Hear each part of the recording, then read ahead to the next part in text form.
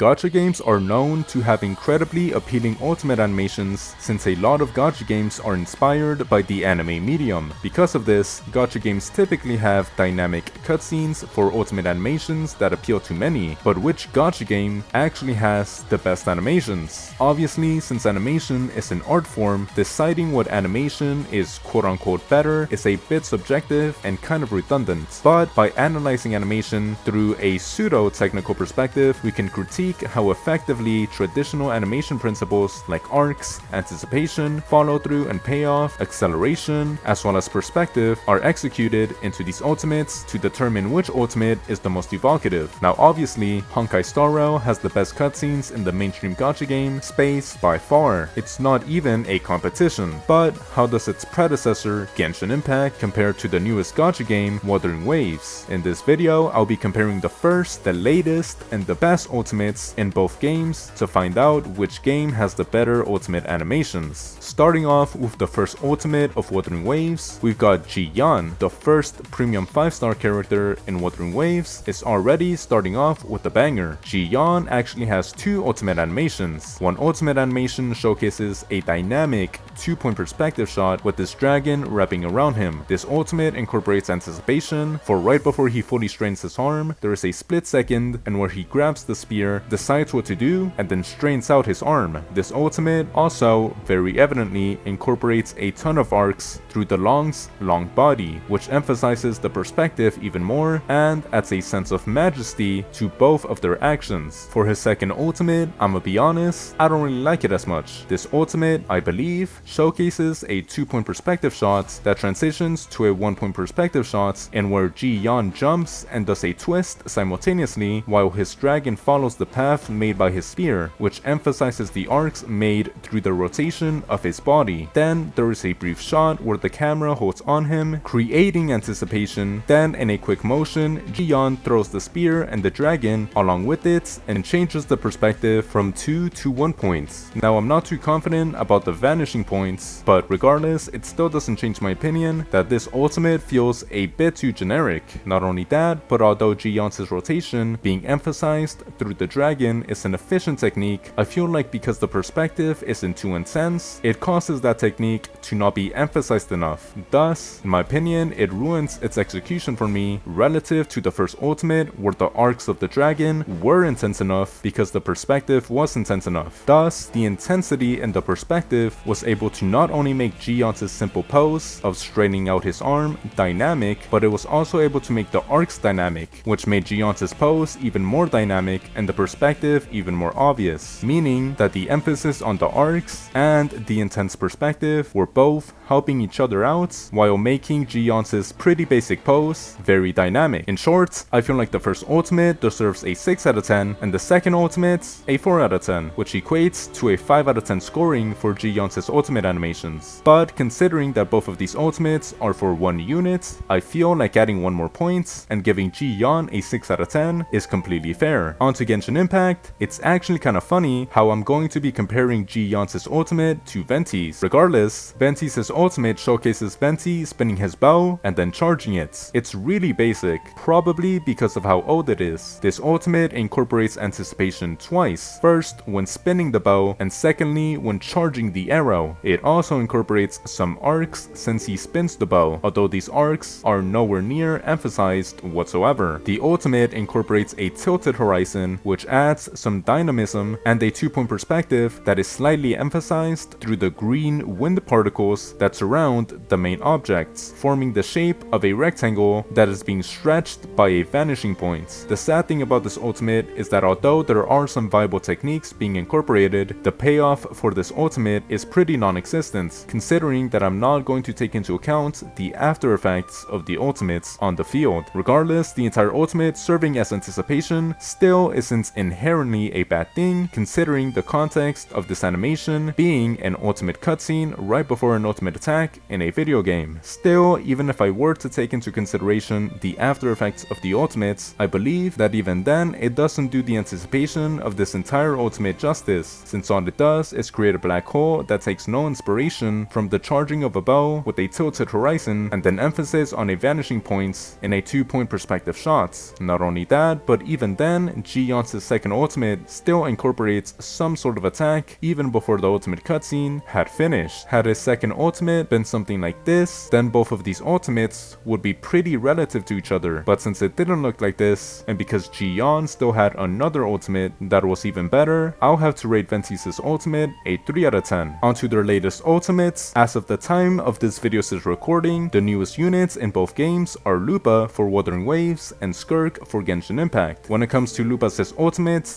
ultimate starts off by her coming in from the right with a wolf going from the bottom right to the bottom left, emphasizing an anti-diagonal path. Then Lupa jumps back to the left side of the screen while incorporating a typical 1-point perspective with a circle-shaped moving fire, clouds, lighting, and a massive wolf symbol, emphasizing this 1-point perspective even further. Then she charges towards the center of the screen, thus moving in an anti-diagonal path, and slashes the entire frame with a diagonal slash, and from the diagonal slash a wolf appears from the center of that slash facing towards a diagonal direction. Although diagonal lines are incredibly efficient tools at emphasizing perspective, since vanishing lines are typically diagonal in nature, at least for 1, 2, and 3-point perspective, the diagonal lines used in this ultimate seem to be mainly used to emphasize the line of action, to guide the viewer, rather than to make the ultimate more dynamic through an emphasis in the perspective. This ultimate incorporates a dynamic 1-point perspective shot with a ton of anticipation. Through the moving fire, and especially the clouds, it also incorporates some arcs since the fire is in the form of a circle, and because the clouds create a twisting spiral. It also includes an actual payoff in the animation itself, with the wolf at the end having impact frames, emphasizing the payoff. Onto Skirk's ultimate. Skirk's ultimate showcases Skirk making a diagonal arc, then she comes from the end of that arc from the left of the screen, strikes a dynamic anti-diagonal pose with her sword, turning it into a diagonal pose similar to the first one that she made, then she lunges. This ultimate is pretty simple, but it utilizes a good amount of animation principles effectively. This ultimate creates anticipation twice, once after the initial diagonal arc and twice after she strikes her anti-diagonal pose that completes a diagonal arc once her sword is created, similar to the first diagonal arc that she made. Because of this, it seems like the first arc is actually being used to emphasize the line of action to guide the viewer, similar to the diagonal lines seen in Lupa's ultimate. It also seems that the entire ultimate is a combination of anticipation and follow-through, similar to Venti's ultimate, and where the entire animation feels like one motion even though there's two, because there's no actual payoff to the entirety of the animation in the cutscene itself. Every action is anticipation into follow-through into anticipation into follow-through, which for Venti's ultimate I'd critique for, but for this ultimate, considering the context of Skirk's movements outside of her cutscene, I feel like this ultimate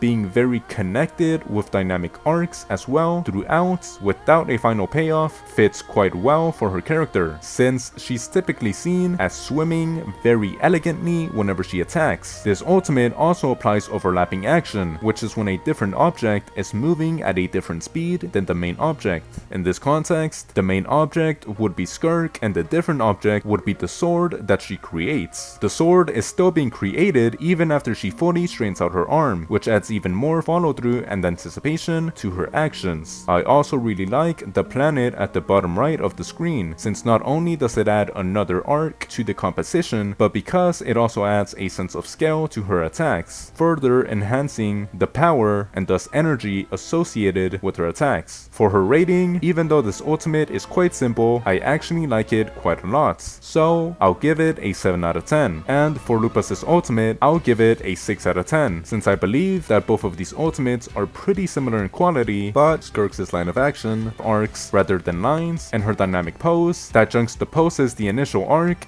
but then transforms into the same arc whenever she creates her sword makes it slightly better than Lupa's in my opinion, because the line of action in Skirk's ultimate is in arcs rather than in lines like in Lupa's ultimate, which I feel are less expressive, since even though the anti-diagonal path she takes from the 1-point perspective to the screen does also juxtapose the diagonal slash she makes on the screen, which is also the payoff, I still prefer Skirk's ultimate. Although Lupa's ultimate also has arcs in the path of the clouds that emphasize the 1-point perspective attack, I feel like the attack already has plenty of emphasis on it to the point to where these arcs mostly just act as appeal appeal. And considering that I find Skirk's ultimate background to be more appealing with the abyss rather than the clouds, I don't really feel that these clouds do much to the rating. Onto the best ultimates, quote unquote, in both games, I feel like for Genshin, there isn't really an ultimate that is unanimously agreed upon to be the absolute best. Actually, I'd make the argument that Skirk's ultimate is actually the best. Regardless, for Wuthering Waves, Cartethyia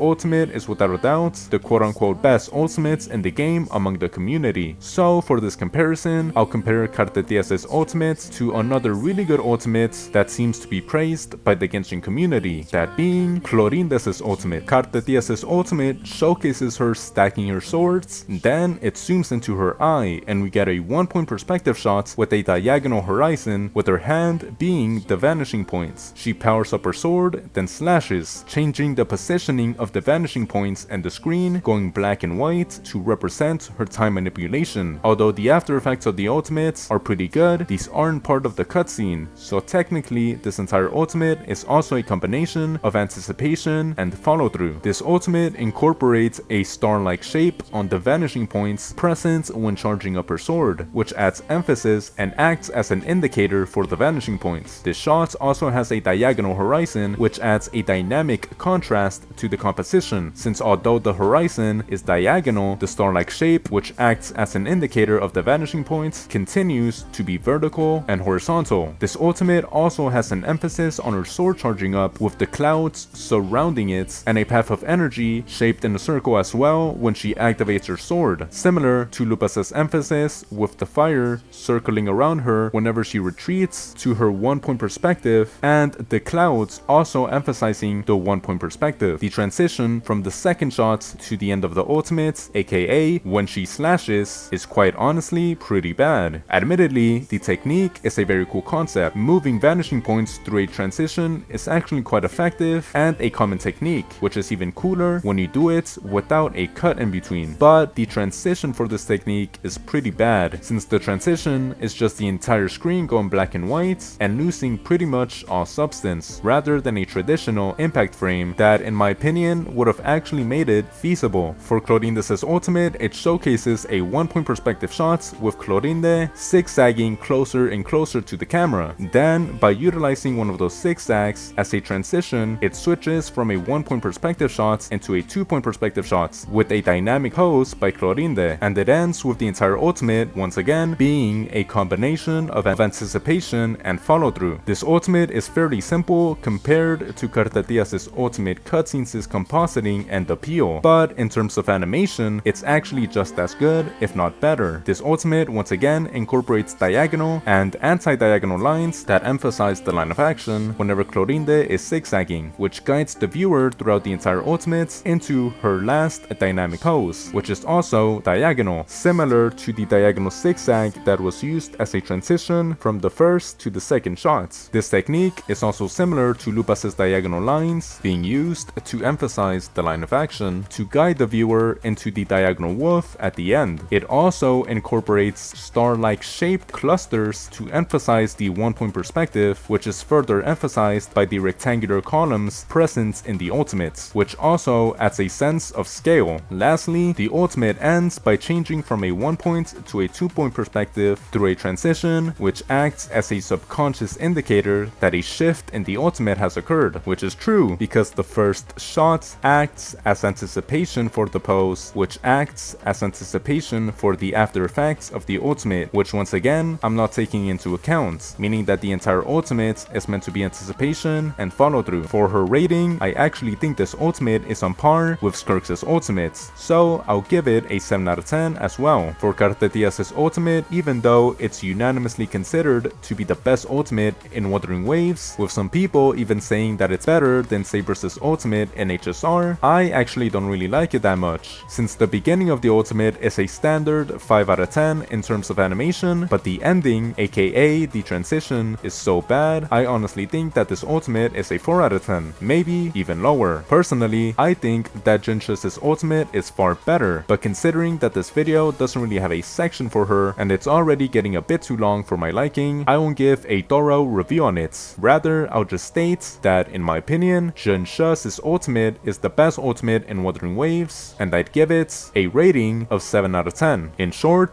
Jiyan's ultimate got a 6 out of 10, Lupa's ultimate got a 6 out of 10 as well, and Cartethia's ultimate got a 4 out of 10, which equates to a 5.33 out of 10 scoring. For Genshin Impact, Venti's ultimate got a 3 out of 10, Skirk got a 7 out of 10, and Clorinde got a 7 out of 10 as well, which equates to a 5.67 out of 10 scoring, meaning that Genshin Impact has better ultimates than Wuthering Waves by a slight margin when comparing each of their first, their latest, and their best ultimates. Now, for some context, I know that appeal is a crucial principle of animation, but me personally, I don't typically take it into consideration since most animes that tend to prioritize compositing and appeal over the majority of other animation principles tend to suck a lot more than those that do the opposite. I mean, just look at most Genga animation. Most of those keyframes typically get obliterated the second a studio puts their hands on it and applies a ton of digital filters used to serve the masses. So even though Cartethia's ultimate and Venti's ultimate seem to have gotten an extremely similar scoring, even though the compositing is completely different, with Cartethia's obviously being better, in my eyes, I still think Cartethia's ultimate is only slightly better than Venti's ultimate. Not only that, but even if we were to take appeal, compositing, and art style into consideration, I can assure you that the majority of ultimates in Wuthering Waves would actually be rated lower in comparison to Genshin Impact's ultimates, simply because Genshin Impact's anime art style is just straight up better than Wuthering Waves' awkward, semi-realism anime art style. Also, even though Genshin Impact only beat Wuthering Waves by a slight margin that some people may disagree with because of the rubric that I used, that being rating them on the first, latest, and best ultimates, keep in mind that using Clorinde as the best ultimate in Genshin Impact was one out of so many other options. With Cartethyia, the only other alternatives to her quote-unquote best ultimate would be Jinsha, Phoebe, and maybe Carlotta's Concerto, meaning that even if Wuthering Waves' ultimates were to have gotten a better scoring in this video, Genshin Impact has so many other better ultimates that it isn't even a competition as to what game has the better ultimates overall, which would be obvious since Genshin has been out for around 4 more years than Wuthering Waves, but obviously I don't mean in terms of numbers, but in terms of ratio. Regardless, if you have any differing opinions or critiques on the way that I critiqued the ultimates, please leave them down in the comments below. If you enjoyed this video, please like and subscribe if you haven't. I would greatly appreciate it. Goodbye.